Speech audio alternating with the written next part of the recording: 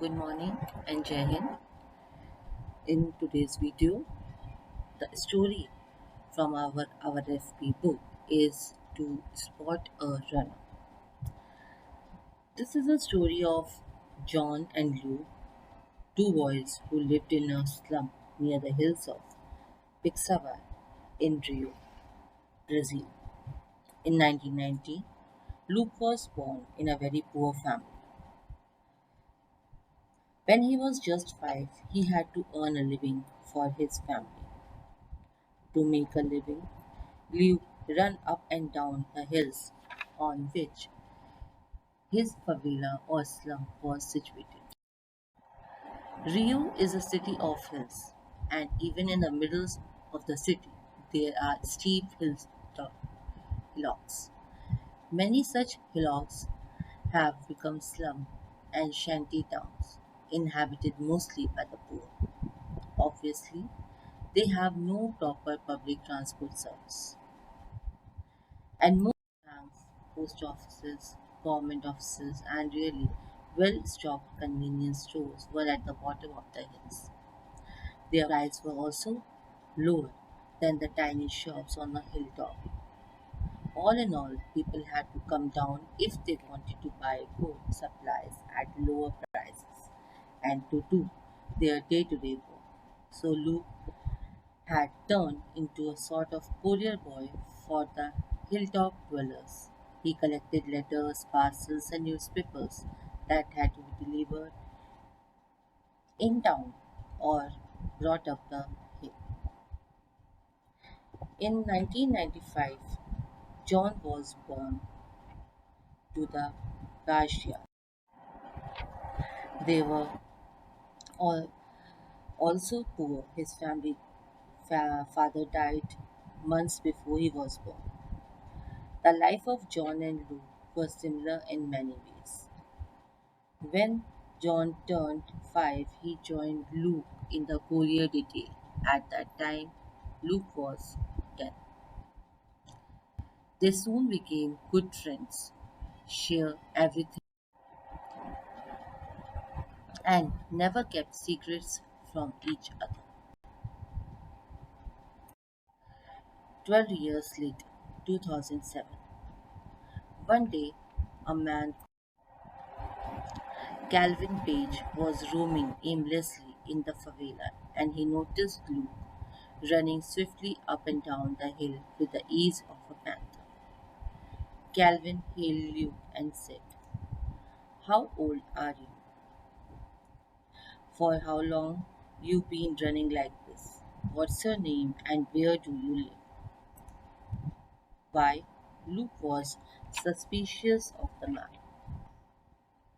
Calvin told Luke that he was from the famed Sprinters Foundation. It was a name everyone knew in Brazil. Suddenly changing tack, the boy said, 17, 12 years, Luke, right here. He smiled, trying to be cheeky. Calvin said, "Will you travel with me to town? If you pass our rigorous test, I will train you and you will have a career in athletics." Luke smiled, but said, "I can't leave my family." "Who is telling to leave your family? Get trained, then take your family wherever you."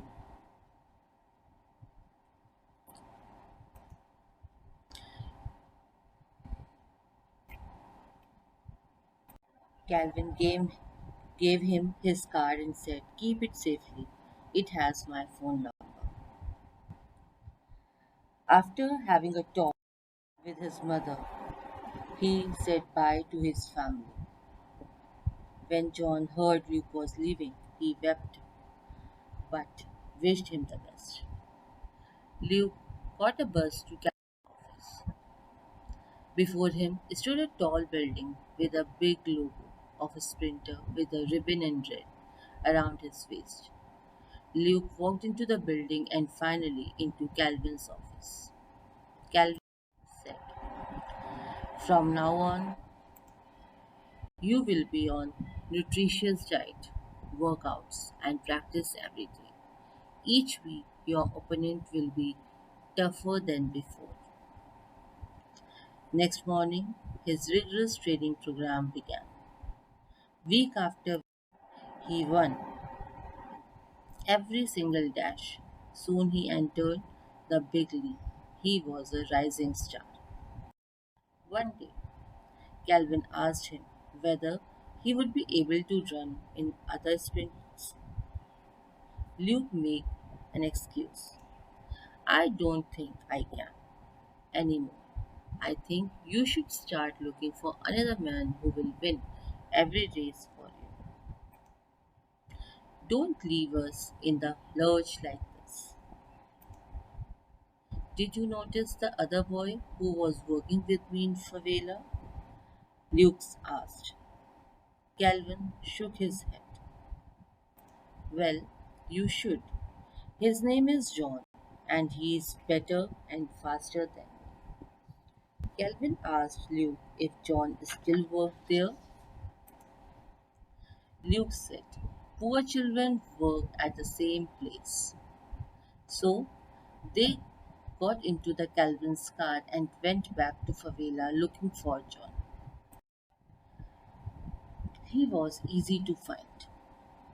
Calvin told him about the training and the good life that followed. It took John seconds to say yes. At the foundation, he was ready to step into Luke's shoes. Soon, a prestigious race was announced. It was decided that Luke would run for the foundation and John run for Brazil. Both started training straightway. The night before the race, Luke and John both couldn't sleep. Luke asked John, what should I do? John replied, just run. That's what the problem is. I can't run like I used to be. John said, do you remember the favela? 5 years ago, two poor boys, bellies empty, heart full. Do you? Luke replied, yes, I do. But now the belly is full and the heart is empty, and I don't feel that charged anymore. The sleepless night went away in the blink of an eye. Luke kept thinking about the next day. It was a cold November morning, a bit foggy with a slight breeze. All the sprinters were on their track, waiting for the gun to off. On your marks, get set, go. Luke remained sixth, and the decisive moment arrived. The moment of glory. John was the first to strike the ribbon. Luke hugged John and congratulated him. The organizer shook his head and congratulated him. He handed John the huge silver trophy and the gold medal. Luke had regrets, but he was still very proud of John. And thereafter, Luke kept on trying. He followed in John's footsteps and continued as a sprinter. Once again, he became the winner he was meant to. Thank you.